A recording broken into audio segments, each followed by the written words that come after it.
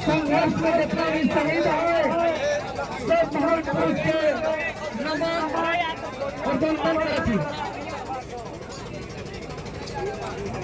और जैसे कि आप सभी जान रहे कि आज से 14 दिन पहले 4 मई को जो एक लोकतांत्रिक देश में सभी बड़े से बड़े विद्वान और बड़े से बड़े बुद्धिजीवी लोग का लोकतंत्र का बखान करते हुए उसका कंठ नहीं सूखता है। लोकतंत्र पर मोटी से मोटी किताब लिखी गई है, लेकिन लोकतंत्र का सबसे कीमती जो चुनाव होता है, लोकतंत्र का सबसे कीमती जो वोट होता है, उस चुनावी मैदान से एक साजिश और षड्यंत्र के तहत डरपोक जो बिकाऊ और भ्रष्ट नेता लोग हैं, साजिश और षड्यंत्र के साथ मैदान में जो टक्कर नहीं दे सकता है वो जेल में बंद करा दिया।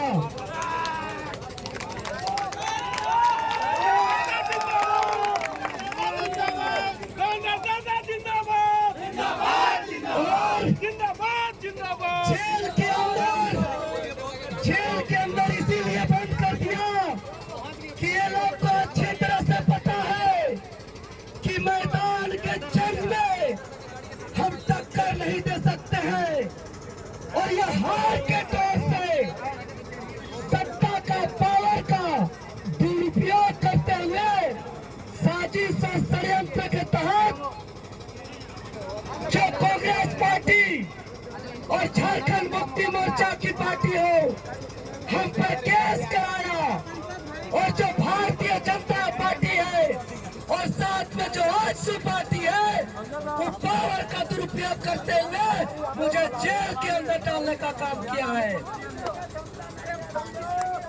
लेकिन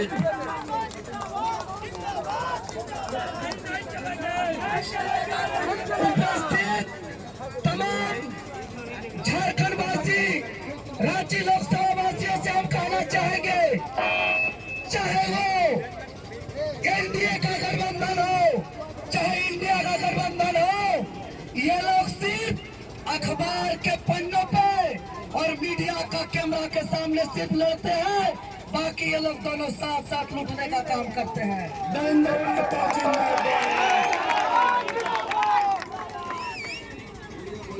और जिस साजिश, षड्यंत्र और तानाशाही रवैया अपनाते हुए जो झारखंडी आवाज को ये दबाने का, कुचलने का जो प्रयास किया गया है, मैं उन लोग के जवाब में और इन लोग का साजिश और षड्यंत्र इतना अधिक है कि जेल के अंदर एक कानूनी प्रावधान है कि हर कैदी को अधिकार है कि बंदी पिटीशन के तहत अपना संदेश बाहर भेज सकता है, लेकिन ये तानाशाही लोग एक संदेश तक बाहर आने नहीं दिया।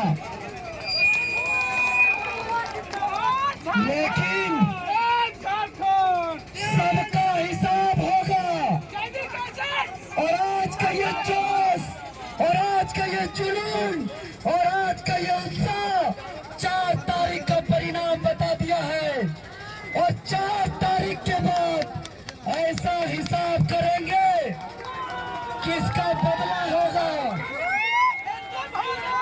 और सभी बिकाऊ और भ्रष्ट नेता लोग को, जो खास करके आजसू पार्टी के सुप्रीमो साहब जो एक बाहर का दीकू को लेकर के घूम रहा है, उसको हम कह देना चाहते हैं कि जिस बाहरी को हमारे पूर्वज दीकू बोल के गाली देता था, इस माटी से खदेड़ने के लिए संघर्ष किया है, उस दीकू के हाथों से शासन का सत्ता देना चाहता है। अरे कैसे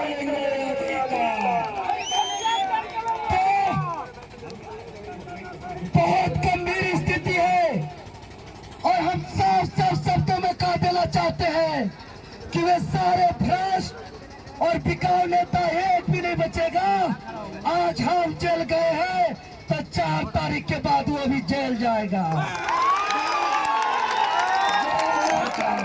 लेकिन हमारा जेल जाना और भ्रष्ट बिकाऊ नेता का जेल जाना में फर्क होगा। आने वाला पीढ़ी हमें याद करेगा कि हम झारखंडी भाषा खतियान संघ का लड़ाई लड़ने में हम लोग जेल गए हैं। हम लोग यहाँ की जल जंगल जमीन को बचाने में जेल गए हैं।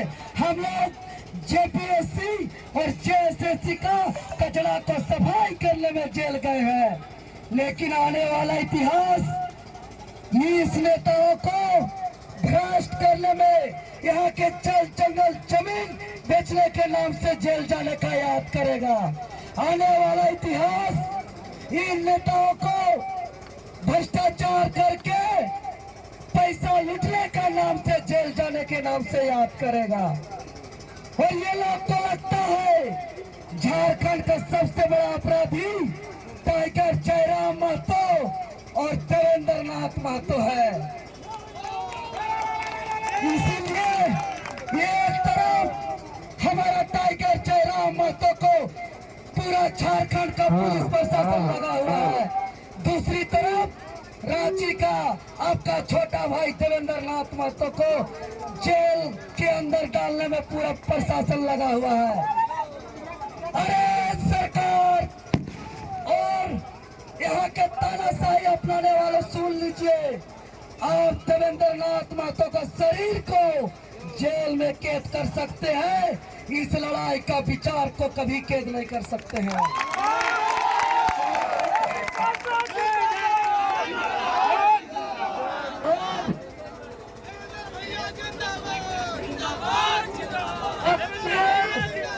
जेल का जो मेरे साथ बीता है, हम 2 शब्दों में बताना चाहेंगे, क्योंकि हम लोग का भी पूरा आगे का शेड्यूल है, सबको साथ साथ भी चलना है और कई जगह हमको संबोधन भी करना है।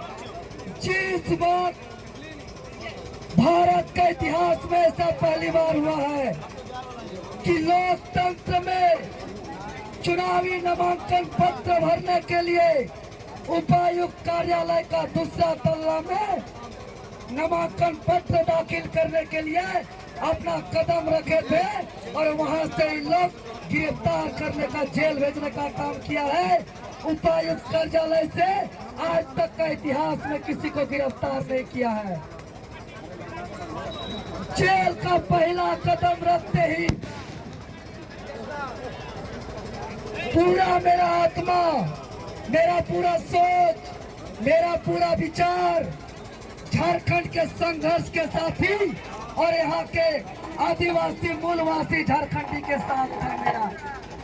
और हम यही सोच के परेशान थे कि जो आंदोलन का यह धरती, त्याग बलिदान का यह धरती में जो यहाँ के झारखंडी का लड़ाई लड़ेगा उसको जेल में कैद कर दिया जाएगा, और जो जनता को दिग्भ्रमित करके लूट का परंपरा को जारी रखने के लिए उसको बाहर रहने दिया जाएगा।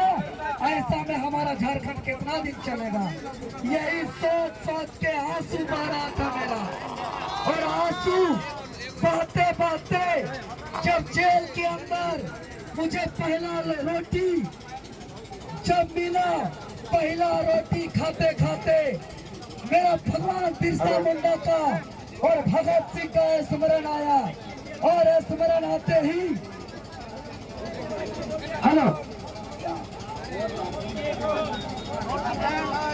जेल का पहला रोटी मेरा मुंह में आते ही अचानक सा एक हलचल आया, स्मरण आया भगत सिंह का और भगवान बिरसा मुंडा का, और वो हलचल, वो झटका इतना खतरनाक था कि मेरा शरीर का पूरा रवा उठ गया था। और उसी समय यही मेरा एक कसम खा के जेल से निकले हैं कि संघर्ष के राह में बहुत दुख तकलीफ को झेले हैं, संघर्ष की राह में इस शरीर में सैकड़ों पुलिस लाठी को सहे है।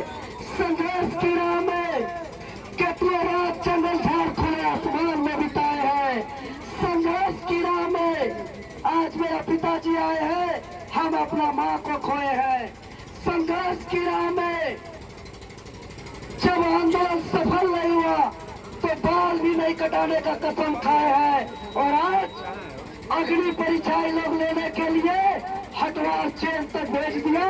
तो हम संकल्प लेते हैं कि किसी भी हाल में इस लड़ाई को कमजोर होने नहीं देंगे। और स्मरण आया और जेल के अंदर में एक किताब लिखा हो, होटलों से हटवार तक। और यह किताब झारखंडी पढ़ते पढ़ते उसके अंदर एक चोर सुरूर और युगलान का धारा बहेगा। और आने वाला पीढ़ी इस किताब को पढ़ करके एक आंदोलन को आगे बढ़ाने के लिए हौसला मिलेगा। और जेल के अंदर घुस करके इस उम्र में हम जेल के बाहर का भी शोषण का जिंदगी को देखे हैं और जेल के अंदर का भी जिंदगी को देखे हैं। और ये लोग कोई कहता है कि हिंदू खतरे में है, कोई कहता है मुसलमान खतरे में है। जेल के अंदर से हम अनुभव करके आए हैं कि सबसे ज्यादा कोई खतरा है तो झारखंड के आदिवासी मूलवासी गरीब खतरा में है। और जेल का गेट, पहला गेट से बिस्तर तक सब कोई जेल जाता है नेता लोग, लेकिन जेल के अंदर का भ्रष्टाचार को कहने में किसी का हिम्मत नहीं है।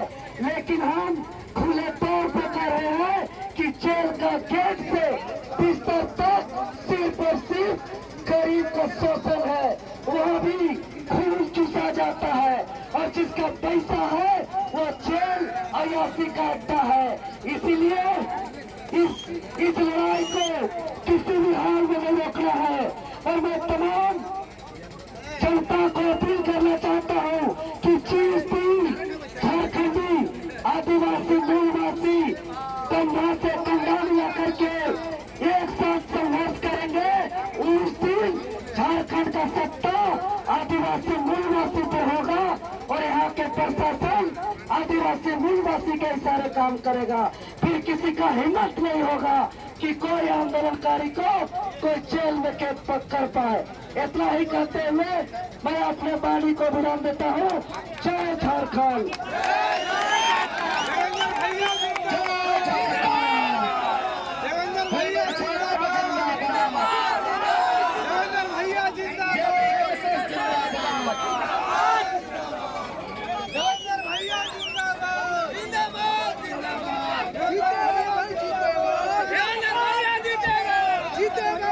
सभी साथी गोंदली पोखर चौक तक जाएंगे।